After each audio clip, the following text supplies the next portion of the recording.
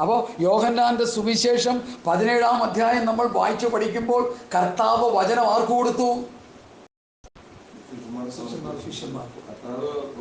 പിതാവ് പുത്രന് കൊടുത്തു, പുത്രൻ ശിഷ്യന്മാർക്ക് കൊടുത്തു, ശിഷ്യന്മാർ അത് ആർക്ക് കൊടുത്തു? ശിഷ്യന്മാർ അപ്പോസ്തലന്മാര്. അപ്പോസ്തലന്മാർ ലോകത്തിന് കൊടുത്തു. ലോകത്തിൽ നമുക്ക് തന്നു. ഇതിപ്പോ ആർക്കും വേണ്ട. നമ്മളിപ്പോ മോചനം പറയാൻ പോവാ. മോശ നീയായിട്ട് എന്താ ബന്ധം? മോശയുടെ ന്യായപ്രമാണമായിട്ട് നമുക്ക് എന്ത് ബന്ധം? ഞാനത് ചോദിക്കുന്നത്. റോമാലേഖനം 3:19 ന്യായപ്രമാണം പറയുന്നത് ന്യായപ്രമാണത്തിൽ കീഴുള്ളവരോട് എന്ന് പറയുമ്പോൾ അതിൻ്റെ അർത്ഥം എന്താ? ജോർജാനും പേരെന്താ? സണ്ണിച്ചാനും ജോർജാനും ഞാൻ ന്യായപ്രമാണത്തിന് കീഴുള്ളവരാണ്. നമ്മൾ കൃപയുടെ പ്രമാണത്തിന് കീഴുള്ളവർ. അപ്പം ന്യായപ്രമാണം പറയുന്നത് ന്യായപ്രമാണത്തിന് കീഴുള്ളവരോടാണ്. നമ്മൾ ന്യായപ്രമാണത്തിന് കീഴുള്ളവരല്ലല്ലോ. പിന്നെ എന്തിനാ നമ്മളോട് ഇതൊക്കെ പറഞ്ഞു കേൾപ്പിക്കുന്നത്? അത് ഞാൻ ചോദിച്ചു. ഞാനൊരു പാസ്റ്ററോട് ചോദിച്ചു, ഈ ന്യായപ്രമാണം എന്തിനാണ് നമ്മൾ സഭയെ പ്രസംഗിച്ച് കേൾപ്പിക്കുന്നത് ചോദിച്ചപ്പോൾ പുള്ളി പറയാനേ, അത് പ്രസംഗിക്കാൻ നല്ല സുഖമാണ്, വേണ്ട രീതിയിൽ ജീവിക്കാനും വേണ്ട, തലകുത്തി നിന്നുവാണെങ്കിലും പ്രസംഗിക്കാം, ഒരു കുഴപ്പമില്ല. ഏത് പാപം ചെയ്തവരും പ്രസംഗിക്കാൻ ന്യായപ്രമാണം ഒരു കുഴപ്പമില്ല. ഈ ന്യായപ്രമാണത്താൽ മനുഷ്യൻ നീതീകരിക്കപ്പെടുന്നത് എങ്ങനെയാണ്? നമുക്ക് സമയത്തിൻ്റെ ലിമിറ്റൊന്നും ഇല്ലല്ലോ അല്ലേ? നമുക്ക് ന്യായപ്രമാണത്തിൽ എങ്ങനെയാണ് മനുഷ്യൻ നീതീകരിക്കപ്പെടുന്നത്? ഒരു പാപം ഒരു മനുഷ്യൻ ചെയ്യുന്നു. സങ്കീർത്തനം 50:5 വായിച്ചേ. സങ്കീർത്തനം 50:5 വായിച്ചു. ചിലപ്പോൾ ഇന്ന് നാളെ ഇതൊന്നും പറയാനുള്ള സ്റ്റേജ് ആയിരിക്കത്തില്ല നമുക്ക് കിട്ടുന്നത്. സങ്കീർത്തനം 50:5.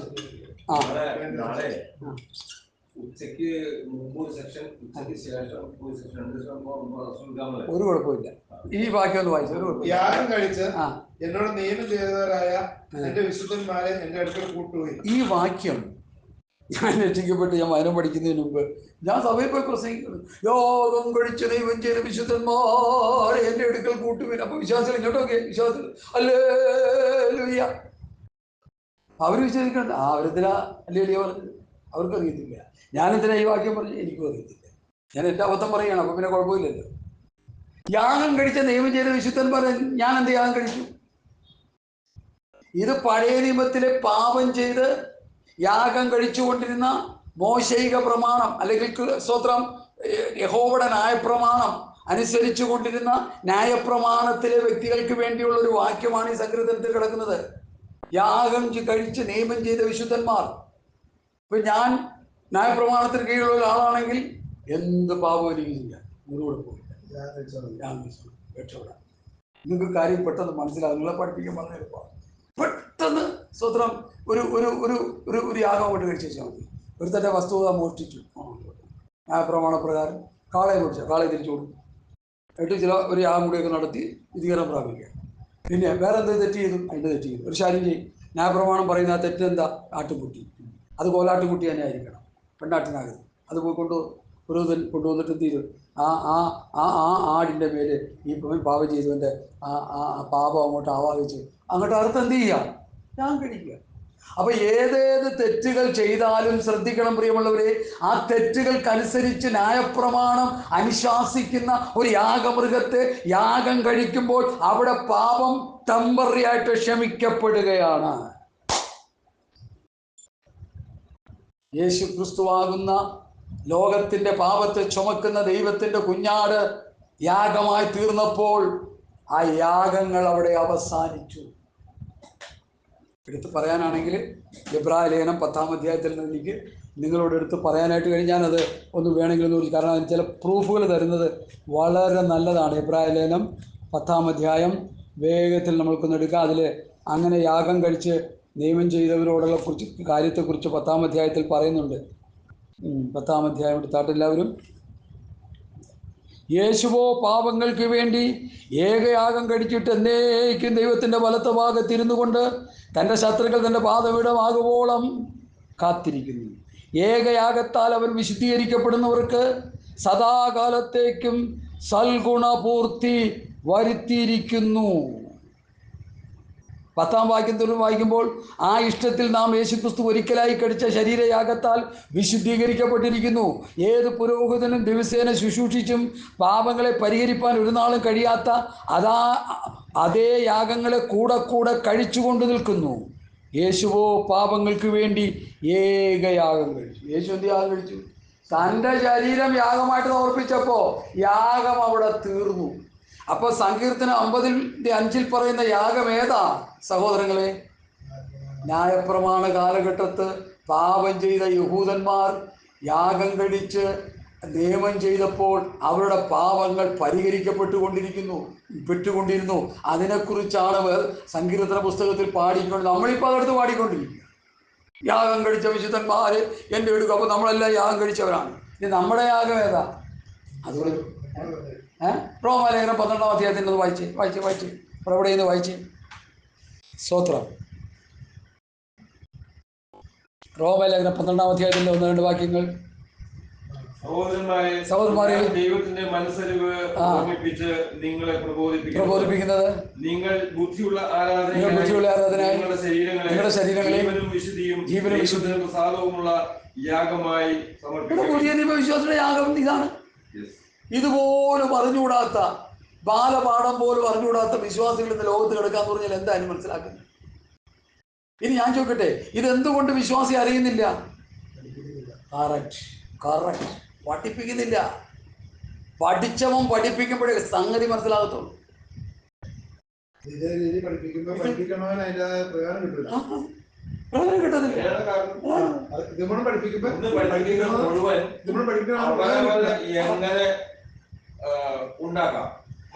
അതാ ഞാൻ പറഞ്ഞത് 2.5 ഗ്ലാസ് ചൂടുവെള്ളം അവിടെ കയറി വന്നത്. അതിൻ്റെ കാര്യം. കാരണം എന്നെ ദൈവവചനം പഠിപ്പിക്കാൻ കർത്താവ് വിളിച്ചപ്പോൾ ഞാൻ കർത്താവിനോട് ഉറപ്പ് ചെയ്തു, ഞാൻ പ്രതിഫലിച്ച് നോക്കിക്കൊണ്ടല്ല ദൈവവചനം പഠിപ്പിക്കാൻ പോകും. കിട്ടിയില്ല, ഞാൻ പോവുക, വചനം പറയുക, വിശ്വസിക്കുക, രക്ഷപ്പെടുക, അല്ലാത്ത ശിക്ഷാവിധിയിലാകപ്പെടുക. ഒരു കാര്യം ഞാൻ പറയാം, ഈ പുസ്തകം അനുസരിക്കാതെ സ്വർഗരാജ്യത്തിന്റെ പടിവാതിൽ കാണാൻ വെക്കാൻ പറ്റത്തില്ല. സംശയമില്ലാത്ത വേണ്ട, ആർക്കും വേണ്ട.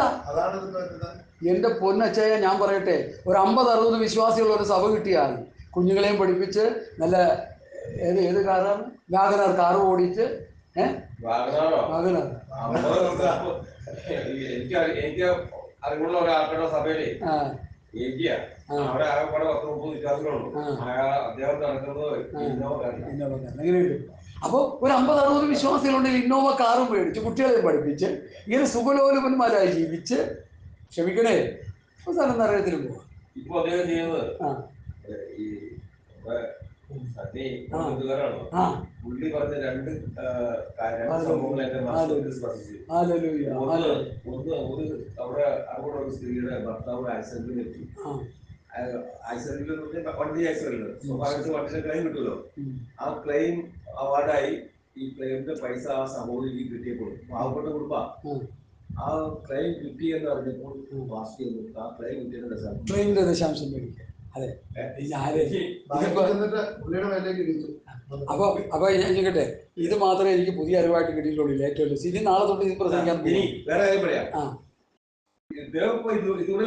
ഇദ്ദേഹത്തിന്റെ അടുത്ത സഭയിൽ IBC-യിലത് മറ്റേ എൻഗേജ്മെന്റ് കഴിഞ്ഞപ്പോ എന്റെ അളിയന് കല്യാണം കല്യാണത്തിന് എൻഗേജ്മെന്റ് അന്ന് കൈ കഴുകാൻ ചെറുക്കനും പെണ്ണും വന്നപ്പോ ചെറുക്കനോട് പറഞ്ഞു എന്റെ ദർശനം എനിക്ക് ഒരാളെ നന്നാക്കാൻ പറ്റും, ബാക്കി ആരും എടുത്തില്ല, കൈ കഴിയില്ല. പുള്ളി പറഞ്ഞു എനിക്ക് ഒരാളെ അതിന്റെ ബ്രോക്കർ. അപ്പൊ വേറൊന്നുണ്ട്, എനിക്കറിയാവുന്ന അങ്കമാലിയിലെ ഒരു സഭയിലെ ഒരു വിശ്വാസി അവിടെ സ്ഥലം വിറ്റു. അതിന്റെ കാശ് കിട്ടിയപ്പോ ഫാസ്റ്റ് അതിന്റെ വീതം പഠിക്കാൻ ലോട്ടറി അടിച്ചു. തൃശ്ശൂരിലുള്ള ഒരു ചർച്ചിലെ സഭയില് ഒരു സഹോദരന് ലോട്ടറി അടിച്ചപ്പോൾ 1 ലക്ഷം രൂപ ലോട്ടറി അടിച്ചപ്പോൾ 10,000 രൂപ കൊണ്ടുവന്ന് പാസ്റ്ററിന്റെ കയ്യിൽ കൊടുത്തു. പാസ് അത് പ്രാർത്ഥിച്ച് അത് കരങ്ങളിലോട്ട് എടുത്തു. എന്നിട്ടൊരു വലിയ പ്രബോധനം. ആ പ്രബോധനത്തിന്റെ സംക്ഷിപ്ത ഇതാണ്: നിങ്ങൾ ഇതുപോലെ ലോട്ടറി അടിച്ച് അതിലെ ദശാംശം കൊണ്ട് എനിക്ക് തന്നാൽ ഞാൻ പ്രാർത്ഥിച്ചു നിങ്ങളെ അനുഗ്രഹിക്കും. എനിക്കിത് ഏറ്റവും ഭർത്താവ് മരിച്ചതിന്റെ പ്രളയം കിട്ടിയപ്പോ അത് ഭാര്യയുടെ പോയി അപ്പൊ തന്നെ ഭാര്യയുടെ അക്കൗണ്ടിലേക്ക് വന്നപ്പോ തന്നെ പുള്ളിയുടെ ദശാംശം പുള്ളിയുടെ അക്കൗണ്ടിൽ ഇടാൻ പറഞ്ഞു. വേദന ഉണ്ടാക്കുന്ന കാര്യമാണ്. ദേവദാസന്മാർക്ക് ഒരു പാവപ്പെട്ട ജീവിക്കാൻ നിവൃത്തിയില്ലാത്ത ഒരു സ്ത്രീ വിധവയായി എന്നുള്ളതാണ് ഏറ്റവും വിഷയം. ആ വിധവയ്ക്ക് സർക്കാർ അതിന് ആക്സിഡന്റ് വന്നത് കൊണ്ട് നഷ്ടമായിട്ട് കോടതി അനുവദിച്ചു കൊടുത്ത ആ ക്ലെയിം പൈസയുടെ വീതം മേടിക്കാൻ ഈ പാസ്റ്റർ ചെന്നു എന്ന് പറയുന്നത്. അതതിന്റെ കാര്യം. പൗലോസ് അതാ പറയുന്നത്, ദ്രവ്യാഗ്രഹം ഒരു സൂക്ഷിച്ചുകൊള്ളുവീൻ. ദ്രവ്യാഗ്രഹം സകലവിധ ദോഷത്തിന് മൂലമല്ലോ. അത് ചിലർ കാക്ഷിച്ചിട്ട് വിശ്വാസം വിട്ടുവിടുന്ന ദുഃഖങ്ങൾക്ക് അധീനരായി തീർന്നിരിക്കുന്നു. ഇന്നത്തെ ആത്മീയ കോളത്തിലുള്ള ഏറ്റവും മഹാപാപം ദ്രവ്യാഗ്രഹമാണ്. ഒരു പ്രസംഗത്തിന് 30,000 രൂപ, ഒരു പ്രസംഗത്തിന് 35,000 രൂപ, ഒരു പ്രസംഗത്തിന് 50,000 രൂപ. ഇത് കേട്ടപ്പോൾ എൻ്റെ ഹൃദയത്തിൽ നോവുണ്ടായി, എരിവ് കയറി. ഞാൻ പ്രസംഗിച്ചു, 2.5 ഗ്ലാസ് ചൂടുവെള്ളമുണ്ടെങ്കിൽ കേരളത്തിൽ എവിടെയും പോയി ദൈവവചനം ഞാൻ പ്രസംഗിക്കാം ഫ്രീ ആയിട്ട്. പുതിയ സ്ഥലം തുടങ്ങുന്ന സ്ഥലമാണെങ്കിൽ എൻ്റെ പോക്കറ്റിലിരുന്ന് കാശ് പെട്രോൾ അടിച്ച് ബാക്കിയോണ്ട് ഞാൻ അങ്ങോട്ട് കൊടുത്തിട്ട് ഞാൻ വീട്ടിൽ പോയിക്കോളാം. ഞാൻ പ്രസംഗിച്ചു. എന്താ ഇത്? പലരും വിളിച്ചു ചോദിച്ചു, ഇത് ശരിയാണോ? 100% ശരിയാണ്. നിങ്ങളത് വിളിച്ചു നോക്കപ്പോഴറിയാം. എനിക്ക് കാശിന് ആവശ്യമില്ലാഞ്ഞിട്ടല്ല. ഞാൻ ലക്ഷക്കണക്കിന് രൂപയുടെ സമ്പാദ്യമുള്ളവനല്ല. എൻ്റെ ബാങ്കിൽ കാശൊന്നുമില്ല. ഞാൻ ഗൾഫിലാണെങ്കിലും ജോലി ചെയ്തെങ്കിലും എൻ്റെ വീടും മോളുടെ വിവാഹത്തോടനുബന്ധിച്ച് കംപ്ലീറ്റ് ശൂന്യമായി, എല്ലാം ശൂന്യമായി. കർത്താവിനെ അത്ഭുതകരമായി നടത്തുന്നു. എനിക്കതിനോട് സാക്ഷ്യം. കാരണം എനിക്കൊരു ബോധ്യം കിട്ടി, ഇത് വിറ്റ് തിന്നാനുള്ളതല്ല ഈ വചനം. നമ്മൾ പോയി വചനം പ്രസംഗിക്കുന്ന ആരെങ്കിലും ദൈവത്തിന് സന്തോഷത്തോടെ സ്വോത്രം പറഞ്ഞ് മേടിക്കുക, അതിന് കണക്കൊന്നുമില്ല. എൻ്റെ ഒരു കൂട്ടു സഹോദരൻ ഒരു വീട്ടിൽ ചെന്ന് പ്രാർത്ഥിച്ചു. മക്കളൊക്കെ ഗൾഫിലാണ്, അമ്മച്ചി അപ്പച്ചനും മാത്രമേ ഉള്ളൂ. അവിടെ ചെന്ന് പ്രാർത്ഥിച്ചു, ഒരു പാട്ടൊക്കെ പാടി, ഒരു പാട്ടൊക്കെ പാടി ഒരു പ്രാർത്ഥന അങ്ങോട്ട് നടത്തി. അമ്മച്ചി കിടന്ന് വേവലാതിപ്പെടുക, കാരണം ഉപദേശിച്ച് കൊടുക്കാനൊന്നുമില്ല. തപ്പിപ്പടക്കി നോക്കുമ്പോൾ 100 രൂപ കൊണ്ടുവന്ന് കൊടുത്തു കയ്യിലോട്ട്. ഈ പാസ് പ്രാർത്ഥിച്ച് കഴിഞ്ഞിട്ട് ഈ പാസ് ചെയ്ത പണിയുണ്ടല്ലോ, ഭയങ്കരമായി പോയി. ദ്രവ്യാഗിരികൾ കേൾക്കുന്നുണ്ടെങ്കിൽ ഇത് മനസ്സാന്തരപ്പെട്ടുണ്ടെങ്കിൽ അതിനായി പറയുന്നു. അമ്മച്ചി, ഞാൻ ഇത്രയും നേരം ഇവിടെ കിടന്ന് പാട്ടും പാടി പ്രാർത്ഥിച്ചിട്ട് എനിക്ക് 100 രൂപയേ ഉള്ളൂ. എന്താ പറയാ ദൈവമക്കളെ, ദൈവദാസന്മാർ എതിർകളിൽ കയറും. ഇതൊക്കെ ഉള്ളതുകൊണ്ടാണ് ഞാൻ ഇത്ര റബലായിട്ട് നിൽക്കുന്നത്, ഇവരോട് എതിർത്ത് നിൽക്കുന്നതിൻ്റെ കാര്യം. നമ്മൾ സുവിശേഷ വേല ചെയ്യുന്നെങ്കിൽ അതിനൊരു മോഡൽ കിടപ്പുണ്ട്. ആരാ മോഡല്? പൗലൂസ്, പത്രോസ്, യോഹന്നാൻ, യാക്കോബ്, യൂദ. കർത്താവിൻ്റെ കൂടെ നടന്ന കർത്താവിൻ്റെ ശിഷ്യന്മാർ, ഡിസൈപ്പിൾ. അവർ ചെയ്ത ഒരു മോഡൽ ഇവിടെ കിടപ്പുണ്ട്. അവർ പറഞ്ഞ ഉപദേശത്തിൽ കിടപ്പുണ്ട്. അവർ ചെയ്ത രീതി ഇവിടെ കിടപ്പുണ്ട്. അതുകൊണ്ടാണ് പൗലൂസ് പറഞ്ഞത്, നിങ്ങൾ എന്നെ അനുകരിപ്പീൻ, ഞാൻ ക്രിസ്തുവിൻ്റെ അനുകാരി ആയിരിക്കുന്ന പോലെ നിങ്ങൾ എൻ്റെ അനുകാരികളാകുവിൻ. അതിനിവിടെ ആളില്ല. എല്ലാവരും ദ്രവ്യാഗ്രഹം മൂത്ത് ഇന്നത്തെ ആത്മീയ ഗോളം ചീഞ്ഞ് നാറിക്കിടക്കുകയാണ്. സർവ്വം വലിയ ദുഃഖമുണ്ട് കാര്യമോ, വലിയ വേദനയുണ്ട് ഈ കാര്യം ഓർക്കുമ്പോൾ. പ്രസംഗത്തിലൂടെ അല്ലാതെ ഇതെങ്ങനെയാ പറഞ്ഞു കേൾപ്പിക്കും? 1000 പേര് ഒരു ദിവസത്തെ മെസ്സേജ് കേൾക്കുന്നുണ്ട്. 1000 പേര്. അവരെല്ലാവരും കേൾക്കട്ടെ, കേട്ടിട്ട് അവരവരത് മറ്റുള്ളവരോട് പറയട്ടെ. അങ്ങനെ പറഞ്ഞെങ്കിൽ ഇവർക്ക് നാണം വെക്കട്ടെ. ഹല്ലേലൂയ. ഗലീല പുരുഷന്മാരെ, നിങ്ങൾ ആകാശത്തേക്ക് നോക്കി നിൽക്കുന്നത്, നിങ്ങളെ വിട്ട് സ്വർഗാരോഹണം ചെയ്ത യേശു പോയതുപോലെ തിരുവരും. യേശു ചേർക്കാൻ വരുന്നത് ആരാ? ദ്രവ്യാഗ്രഹികളെയാണോ? യേശു ചേർക്കാൻ വരുന്നത് ആരാ? ശിശുക്കളെയാണോ? യേശു ചേർക്കാൻ വരുന്നത് ആരാ? ജഡീകന്മാരെയാണോ? യേശു ചേർക്കാൻ വരുന്നത് ആരാ? പ്രാകൃത മനുഷ്യന്മാരാണോ? ക്രിസ്തുവിന്റെ സ്വഭാവമുള്ളവർ, ക്രിസ്തുവിന്റെ മനസ്സുള്ളവർ, ക്രിസ്തുവിന്റെ ഭാവമുള്ളവർ. എഫേസ്യ ലേഖനം 4-ാം അധ്യായത്തിന്റെ 11 മുതലുള്ള വാക്യങ്ങൾ ഞാൻ വായിക്കുന്നു. അവൻ ചിലരെ അപ്പോസ്തലന്മാരായി, ചിലരെ പ്രവാചകന്മാരായി, ചിലരെ സുവിശേഷകന്മാരായി, ചിലരെ ഇടയന്മാരായി നിയമിച്ചിരിക്കുന്നു. അത് നാം എല്ലാവരും വാക്യത്തോട് വായിച്ച് 4:11 മുതലാണ് വായിച്ചത്. 11 വായിച്ചിട്ട് 12-ാം വാക്യം വായിച്ച്. അത് നാം എല്ലാവരും വിശ്വാസത്തിലും ദൈവപുത്രനെ കുറിച്ചുള്ള പരിജ്ഞാനത്തിലുമുള്ള ഐക്യതയും തികഞ്ഞ പുരുഷത്വവും ക്രിസ്തുവിന്റെ സമ്പൂർണതയായ പ്രായത്തിന്റെ അളവും പ്രാപിക്കുവോളം വിശുദ്ധന്മാരുടെ യഥാസ്ഥാനത്തിനായുള്ള ശുശ്രൂഷയുടെ വേലയ്ക്കും ക്രിസ്തുവിന്റെ ശരീരത്തിന്റെ ആത്മീയ വർധനയ്ക്കും ആകുന്നു. അവിടെ നിൽക്കട്ടെ. അപ്പൊ ദൈവം നിയമിച്ചാക്കിയത് എന്തിനാണ്? വിശ്വാസത്തിൽ ദൈവത്തിനെ കുറിച്ചുള്ള പരിജ്ഞാനത്തിലുള്ള ഐക്യതയും തികഞ്ഞ പുരുഷത്വം, ക്രിസ്തുവിന്റെ സമ്പ്രദായ പ്രായത്തിന്റെ അളവ്, വിശുദ്ധന്മാരുടെ പ്രായത്തിന്റെ അളവും യഥാസ്ഥാനത്തിനുള്ള ശുശ്രൂഷയുടെ വേലയ്ക്കും ആക്കി വെച്ചേക്കുന്നത്. അതിനാ ദൈവം ആക്കി വെച്ചത്. പലവരുടെയും കാശടിച്ചുകൊണ്ട് പോകാനല്ല, ഈ ആത്മീയ അനുഭവത്തിലേക്ക് വിശ്വാസികളെ നടത്തിയെടുക്കാൻ, സഭയെ വളർത്തുവാൻ ദൈവം ആക്കി വെച്ചേക്കുന്നത് അതിനു വേണ്ടിയാ. ദൈവം ഒരു ശിഷ്യനെ നിയമിച്ചാക്കുമ്പോൾ ദൈവത്തിന്റെ ഉദ്ദേശം വിശ്വാസത്തിലും ദൈവത്തിനെ കുറിച്ചുള്ള പരിജ്ഞാനത്തിലുള്ള ഐക്യതയും തികഞ്ഞ പുരുഷത്വവും ക്രിസ്തുവിന്റെ സമ്പ്രദായ പ്രായത്തിന്റെ അളവും എല്ലാവർക്കും ഒരുപോലെ ഉണ്ടാകണം. ഉണ്ടാകണമെങ്കിൽ ഉപദേശം പഠിപ്പിച്ചവരെ വളർത്തണം. സഭയിലെ വിശ്വാസികൾക്ക് ഇതെല്ലാം ഒരുപോലെ ഉണ്ടാകണം. ഒരാൾക്ക് കുറവ് ഒരാൾക്ക് കൂടിയിരിക്കാൻ പാടില്ല. ഒരുപോലെ ഉണ്ടാകാനായിട്ട് ഉപദേശം പറഞ്ഞ് അവരെ വളർത്തണം. ഉപദേശം എന്ന മായമില്ലാത്ത പാൽ കൊടുത്തവരെ വളർത്തി ക്രിസ്തുവിൻ്റെ സമ്പൂർണ്ണതയായ പ്രായത്തിൻ്റെ അളവിലേക്ക്, അല്ലെങ്കിൽ ക്രിസ്തുവിനെ തികഞ്ഞവരാക്കി നിർത്തുന്ന അനുഭവത്തിലേക്ക് അവരെ വളർത്തി നിർത്തുമ്പോൾ കർത്താവ് വന്ന് അവരെ ചേർത്തുകൊണ്ട് പോകും. അല്ലാത്തവരൊക്കെ ഇവിടെ കിടക്കും. മനസ്സിലായോ? ഇത് കുഞ്ഞു കളിക്കുന്ന കാര്യമല്ലേ ഇത്. ജീവൻ മരണ പോരാട്ടമാ കർത്താവിൻ്റെ വേലയെന്ന് പറഞ്ഞാൽ. ഞാൻ പലപ്പോഴും ചിന്തിച്ചു, കർത്താവ് വേലയ്ക്ക് എന്താ ഇത്രയും വലിയ പോരാട്ടം, ഇത്രയും വലിയ ശാരീരിക അസ്വസ്ഥതകൾ, ഇത്രയും വലിയ വെല്ലുവിളികൾ, എന്താ എനിക്ക് അവിടെ നിന്ന് ഇവിടെ നിന്ന് അടിക്കാനുള്ള കാരണം ഈ വചനം പ്രസംഗിക്കുമ്പോൾ ഈ വചനവ്യവസ്ഥ പ്രകാരം ജീവിക്കാൻ പിശാച് സമ്മതിക്കത്തില്ല. ഉപദേശം പറയാൻ പിശാച് സമ്മതിക്കത്തില്ല. അതിന് സഭകളെ തട്ടിക്കൂട്ടി ഉണ്ടാക്കി ഓരോരുത്തർക്ക് കഞ്ഞി കുടിക്കാൻ വേണ്ടി ഓരോ പ്രസ്ഥാനങ്ങൾ ഉണ്ടാക്കി വെച്ചിരിക്കുക. ഞാനതിന് പറഞ്ഞ ഭാഗം നിങ്ങൾ ക്ഷമിക്കണേ. കർത്താവ് പറഞ്ഞു, ഞാൻ എൻ്റെ ആലയം പ്രാർത്ഥനാലയം എന്ന് വിളിക്കപ്പെടും. നിങ്ങൾ ഇതിനെ ഓരോ ഗുഹയ്ക്ക് ഓരോ പേരിട്ടിട്ട് ഓരോരുത്തർ അവിടെ കയറിയിരിക്കുക, കാശും മേടിച്ചിരുന്നുണ്ട്. മനസ്സിലായില്ല. ദൈവത്തിന് പോകാം. ചിലപ്പോൾ നിങ്ങൾക്ക് രണ്ടുപേർക്ക് വേണ്ടിയായിരിക്കും ഞാൻ ഇവിടെ വന്നത്. എനിക്ക് അങ്ങനെ തോന്നി. രണ്ടുപേരെങ്കിലും മനസ്സിലാക്കണം. ബാക്കി നിങ്ങൾ പറഞ്ഞു കൊടുക്കും. ഈ വാട്സപ്പ് മെസ്സേജ് ഫോണിലേക്ക് ഞാൻ സെൻഡ് ചെയ്ത് ഇതൊക്കെ സെൽഫി പിടിക്കുന്നുണ്ട്. അപ്പം ദൈവം ശുശ്രൂഷയ്ക്ക് ദൈവമാക്കി വെച്ചു. എന്തിന്?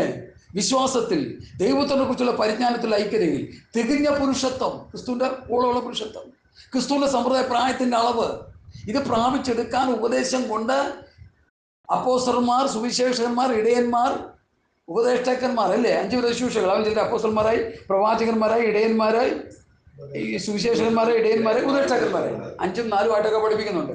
ഈ 5 വിധ 4 വിധ ശുശ്രൂഷകന്മാർ സഭയെ പഠിപ്പിച്ച് ക്രിസ്തുവിൻ്റെ സമ്പ്രദായ പ്രായത്തിൻ്റെ അളവിലേക്ക് വിശ്വാസിയെ വളർത്തിയെടുക്കണം. അങ്ങനെ വളർത്തിയെടുക്കുന്നില്ലെങ്കിൽ ആരായിത്തീരുമെന്ന് 14-ാം വാക്യം, എഫെസ്യർ 4:14 വായിക്കാം. അങ്ങനെ നാം ഇനി മനുഷ്യരുടെ ചതിയാലും ഉപായത്താൽ ധരിച്ചു കളയുന്ന തന്ത്രങ്ങളിൽ കുടുങ്ങിപ്പോകാൻ തക്കോണം ഉപദേശത്തിന്റെ ഓരോ കാറ്റിനാൽ അലഞ്ഞുഴയുന്ന ശിശുക്കളായിരിക്കാം. സ്നേഹത്തിൽ സത്യം സംസാരിച്ചുകൊണ്ട് ക്രിസ്തു എന്ന തലയോളം സകലത്തിലും വളരുവാൻ ഇടയാകും. അതാണ്. അപ്പൊ ഇങ്ങനെ ഈ ശുശ്രൂഷ വൃന്ദങ്ങളാൽ ഈ സഭയിലെ വിശ്വാസികൾ വളർത്തപ്പെടുന്നില്ലെങ്കിൽ വിശ്വാസികൾ ആരായി മാറും? ഉപദേശത്തിന്റെ കാറ്റിനാൽ അലഞ്ഞുഴലുന്ന ശിശുക്കൾ. അതാ ഞാൻ പറഞ്ഞത് 1 കൊരിന്ത്യർ 3-ാം അധ്യായത്തിൽ ശിശു ജഡീകൻ കിടക്കുന്ന മുഴുവൻ ജഡീകന്മാർ നിങ്ങളെപ്പോലെ. ഞാനത് ചോദിക്കട്ടെ, നമ്മുടെ വീട്ടിലൊക്കെ ഇപ്പം എൻ്റെ വീട്ടിൽ എൻ്റെ മോളുടെ കൊച്ചുണ്ട്. അവള് പ്രസവിച്ച് കഴിഞ്ഞിട്ട് കുഞ്ഞെൻ്റെ കയ്യിലാക്കൊണ്ടാണ് പ്രാർത്ഥിച്ച് കർത്താവിൻ്റെ കയ്യിൽ, അവളുടെ കയ്യിൽ പ്രാർത്ഥിച്ച് കൊണ്ട് കൊടുക്കുക. അന്ന് മുതൽ ഈ കൊച്ചിനെ ഞാൻ നിരീക്ഷിക്കാൻ തുടങ്ങി. അപ്പോഴാണ് ഉപദേശം പറയാൻ എന്നെ കർത്താവ് ബലപ്പെടുത്തിയത്. ഈ കുഞ്ഞിൻ്റെ ജീവിത ശൈലികൾ ഞാൻ നിരീക്ഷിക്കാൻ തുടങ്ങി. ഇതിങ്ങനെ മന്ദിച്ച പോലെ ഇങ്ങനെ കിടക്കുക.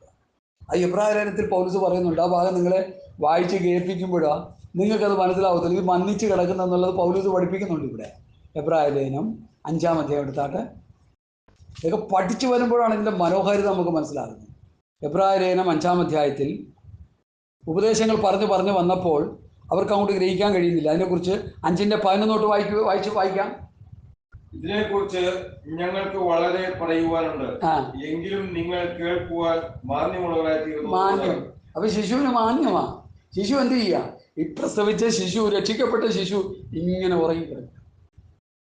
ജഡിയ കുഞ്ഞിനെ, ഞാൻ എൻ്റെ മോളുടെ കൊച്ചിൻ്റെ കാര്യം ഇങ്ങനെ ഉറങ്ങിക്കിടക്കും. വിശക്കപ്പോൾ കിടന്ന് കയറി പൊളിക്കാൻ പോകുന്നത് ശിശു പിന്നെയും കിടന്നിങ്ങനെ ഉറങ്ങുക, മന്നിച്ച് കിടക്കുക. മാന്യം. കാരണം ആ ശൈശവാവസ്ഥയുടെ ഒരു ലക്ഷണമാണ് ഈ മാന്യം. തെറ്റല്ലത്. ശിശുക്കൾ മന്നിച്ച് കിടക്കും. അവരെ വിശപ്പ് ഉണ്ടാക്കി അവരെ ഭക്ഷിക്കാൻ കൊടുത്ത് അവരെ വളർത്തേണ്ട ചുമതലയാണ് സഭയുടെ ഭാഗത്തുനിന്നുള്ളത്.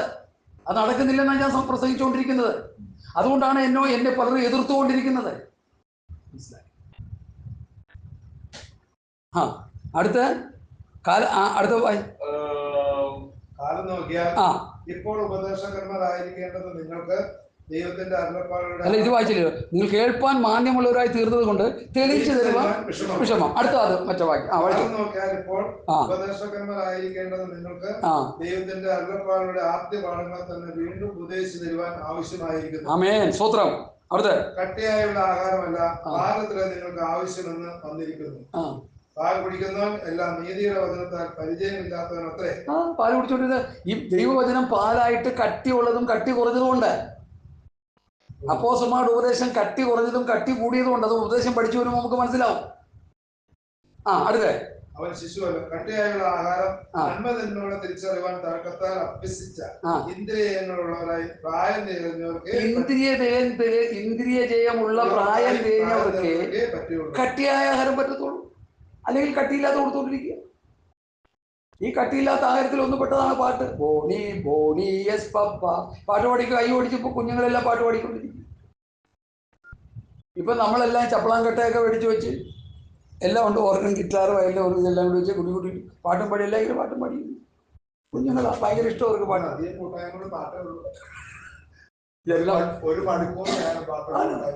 ഒരു മണിക്കൂർ ഒരു സവായം പാട്ട് കൊണ്ട് തീർക്കണേ. ഞങ്ങളെ പട്ടണത്തിൽ കിടക്കുക. പിന്നെയാണ് ഒരു പാട്ട് ദൈവാത്മാവ് എനിക്ക് തന്നോ, അത് പാടാനാണ് പ്രേരണ.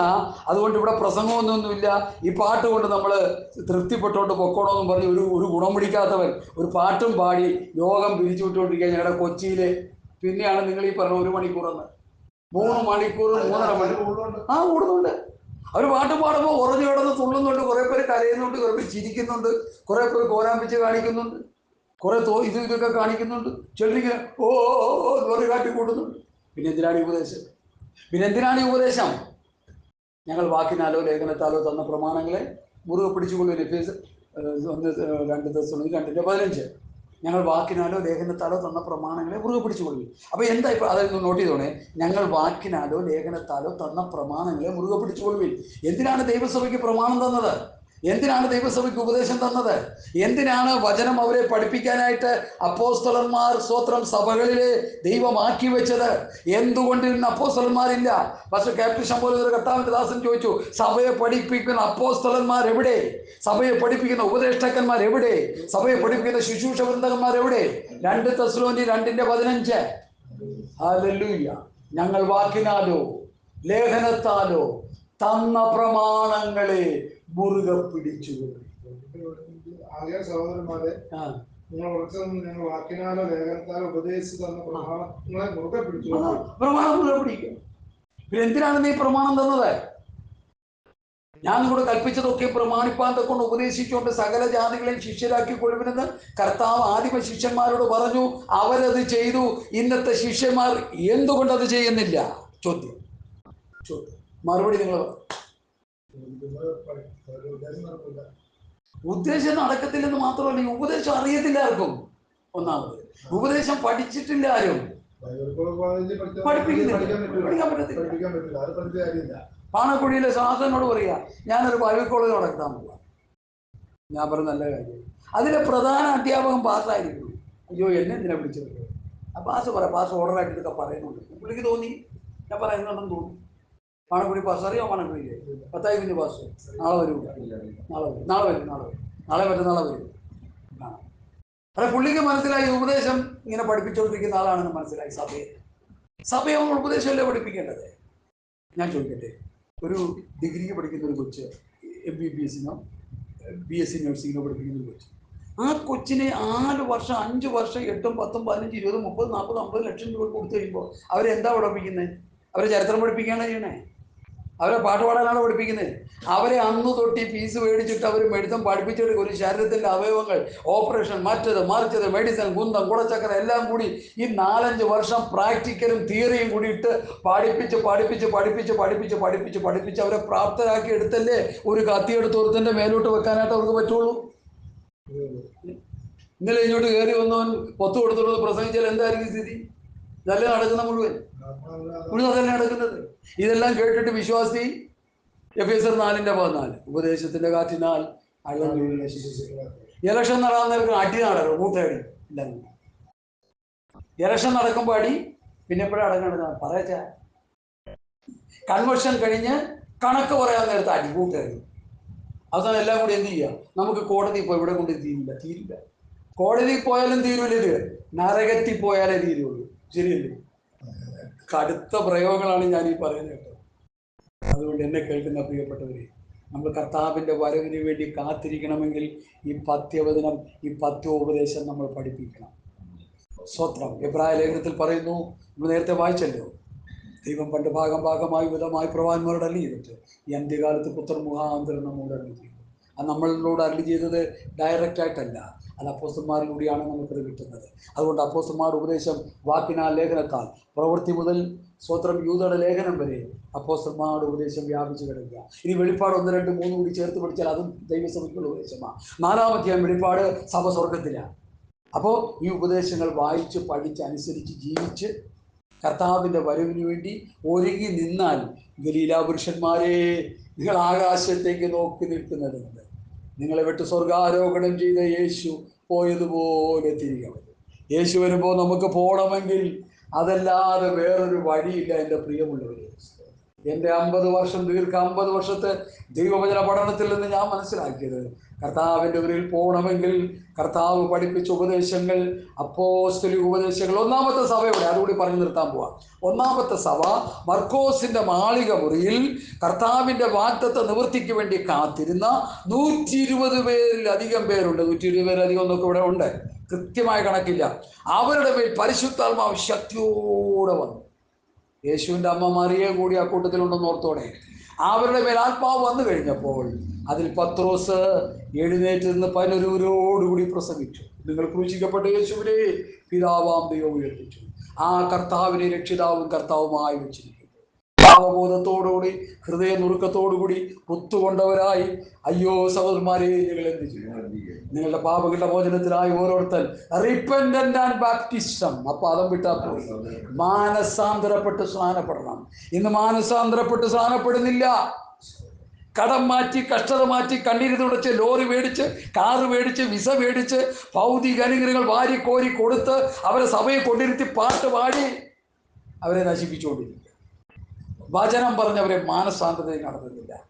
അങ്ങനെ മാനസാന്തരപ്പെട്ട് വന്നവരെ പത്രോസ് സ്നാനപ്പെടുത്തി 3000 പേരുണ്ട്. അതിൻ്റെ 42-ാമത്തെ വാക്യം നിങ്ങൾ രണ്ടുപേരും കൂടി ഒന്ന് വായിച്ചോളെ, നന്നായിട്ട് വായിച്ച് ഒന്ന് നോട്ട് ചെയ്യുകയും കൂടി ചെയ്യാം. 42-ാം വാക്യം വായിച്ചാൽ, പ്രവൃത്തി പുസ്തകം 2:42, പത്രോസിന്റെ പ്രസംഗത്തിന്റെ പ്രസക്തമായ ഈ രക്ഷിക്കപ്പെട്ട ഉപദേശം കേട്ടും, ഈ 3000 പേർ അവർ അപ്പോസ്തലന്മാരുടെ ഉപദേശം കേട്ടും കൂട്ടായ്മ ആചരിച്ചും അപ്പം നുറുക്കിയും പ്രാർത്ഥന കഴിച്ചും പോന്നു. അതിന്റെ ലാസ്റ്റ് വാക്യം, അധ്യായത്തിന്റെ ലാസ്റ്റ് വാക്യം, ലാസ്റ്റ് വാക്യം. അവർ ദിനംപ്രതി ദേവാലയത്തിൽ കൂടി വരികയും ഉല്ലാസവും ഹൃദയപരമാർത്ഥതയും കൊണ്ട് ഭക്ഷണം കഴിക്കുകയും ദൈവത്തെ സ്തുതിക്കുകയും സകലജനത്തിന്റെയും കൃപ അനുഭവിക്കുകയും ചെയ്തു. കർത്താവ് രക്ഷിക്കപ്പെടുന്നവരെ ദിനംപ്രതി സഭയോട് ചേർത്ത്. അപ്പൊ ആരാ രക്ഷിക്കപ്പെട്ടവരെ? ചോദ്യം. മാനസാന്തരപ്പെട്ട് 4 കൂട്ടം കാര്യങ്ങൾ. അപ്പോസ്തലന്മാരുടെ ഉപദേശം കേട്ട് കൂട്ടായ്മ മരിച്ച് അപ്പം നുറുക്കി പ്രാർത്ഥന കഴിച്ചു വരുന്നു. അവരെ കർത്താവ് തന്നെ സഭ. ഇതല്ലേ സഭ? ഇതാണോ സഭ? പുതിയ നിയമം വിഭാവന ചെയ്യണ സഭ ഇതാണ്. അവരെ കർത്താവ് തന്നെ സഭയോട് ചേർത്ത് കൊടുക്കും. അങ്ങനെ അവര് 3000, 5000 മൾട്ടിപ്ലൈ 5000, 10000 അങ്ങനെ വന്നവർക്ക് ഭക്ഷിക്കാൻ ആഹാരമില്ലാതെ വന്നപ്പോൾ ആണ് ഫണ്ട് റൈസിങ് ഒക്കെ തന്നെ സഭ ചെയ്തു. കട്ടതയുള്ള തീച്ചുളയിൽ കൂടി പോകുമ്പോഴും ഫണ്ട് റൈസിങ് അവിടെ ചെയ്തു. അവിടെ ചെന്നപ്പോഴും അവർ കട്ടതയുടെ തീച്ചുളയിലാണെങ്കിലും അവർ സന്തോഷത്തോടെ ദൈവത്തിന് കൊടുത്തു. ആ ഫണ്ടിൽ കൊടുത്തു. കാരണം യെരൂശലേമിൽ ജനം പെരുകിക്കൊണ്ടിരിക്കുക. 5000, 10000, 10000, 20,000, 30,000. അപ്പോൾ ഇവർക്ക് ഭക്ഷിക്കാൻ ആഹാരമില്ല, കിടക്കാൻ സ്ഥലമില്ല. അപ്പോൾ അപ്പോസ്തലന്മാർ ആകെ വർഷത്തിലായി. ഏതോ സഭകൾക്കെല്ലാം ഫണ്ട് റൈസ് ചെയ്യാൻ പറഞ്ഞു.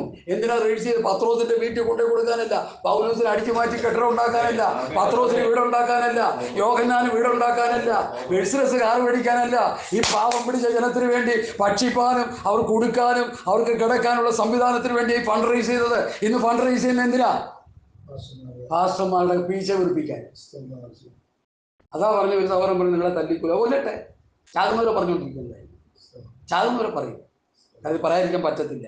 ദൈവം എൻ്റെ ഹൃദയത്തിൽ തന്ന പ്രകാശമാണ്. അതുകൊണ്ട് ഞാൻ കൈകൂപ്പി വിളിച്ച് പറയാം, അപ്പോസ്തലന്മാരുടെ ഉപദേശം കേട്ട് കൂട്ടായ്മ മരിച്ച് അപ്പം നുറുക്കി പ്രാർത്ഥന കഴിച്ച് കർത്താവിൻ്റെ വരവിന് വേണ്ടി ഒരുങ്ങുവാൻ എളിയ സന്ദേശം നമുക്ക് മുഖാന്തരമായി ഭവിക്കട്ടെ എന്ന് പറഞ്ഞ് എൻ്റെ വാക്കുകളെ ചുരുക്കുന്നു. നമുക്ക് സ്തോത്രം ചെയ്യാം. അല്പസമയം ഒന്ന് സ്തോത്രം ചെയ്യാം. സ്തോത്രം, സ്തോത്രം, സ്തോത്രം. Hallelujah, hallelujah.